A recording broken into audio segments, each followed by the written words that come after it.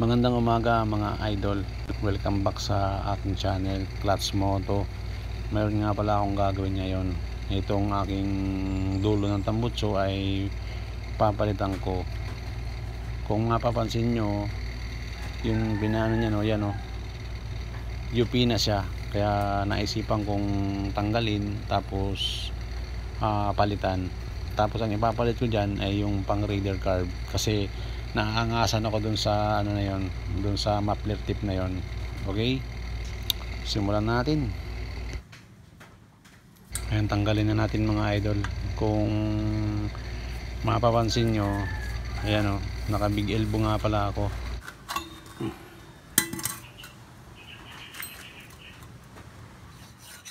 Ito na mga idol, gamit lang tayo ng ano, ng lagari sa bakal, at puputulin lang natin yung ano, yung mayroon lang dito ano, parang dalawang spot lang ng ano, ng welding. Yun lang ang lalagarin mo at mapupull out mo na yung ano na yan, muffler tip na yan.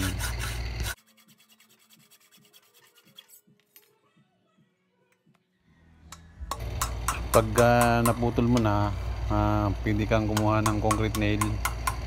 Sungkit-sungkit mo lang, may kasamang palo, matatanggal na kagad yan.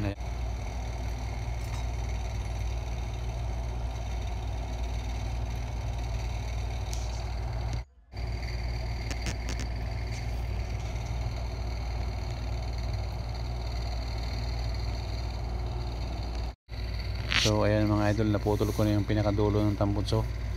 Ito nga pala yung loob ng tambutso natin, yung sa may part, sa upper part.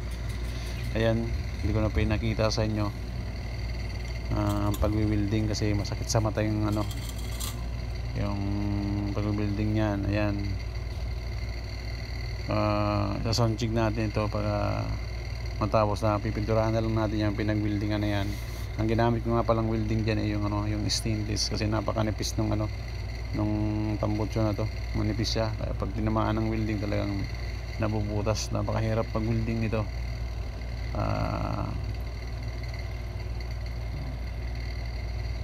Sasonchig na lang natin to pag na okay na, tapos pipinturahan niya.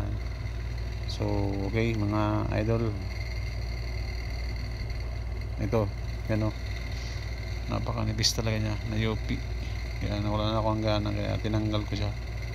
Hindi naman bumili uli ako ng ganyan, pero mas gusto ko talaga yung ano, yung sa carb. Nagagandahan ako doon, naangasan ako doon sa ano na yun, muffler tip. Kaya tinanggal ko na dyan. Nagkaroon ako ng pagkakataon na tanggalin kasi nga ayan, oh, na UP na. Okay, ayan mga idol, ang sagwano may ano, may kulay asul doon sa dulo. Sinadya ko talagang pinturahan muna yan. Temporary lang naman yan, kasi pag hindi mo pininturahan yan, kakalawangan yung ibang tinamaan ng welding. Alright mga idol, sound check tayo.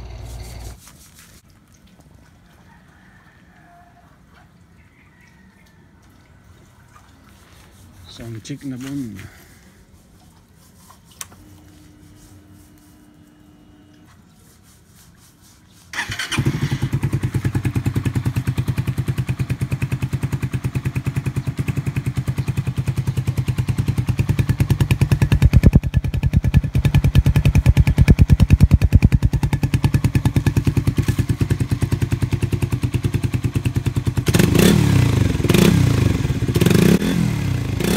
Paano mga idol, hanggang dito na lang muna tayo. Comment na lang kayo kung nagandahan ba kayo dun sa ginawa ko sa aking tambutso. Alright, ride safe always.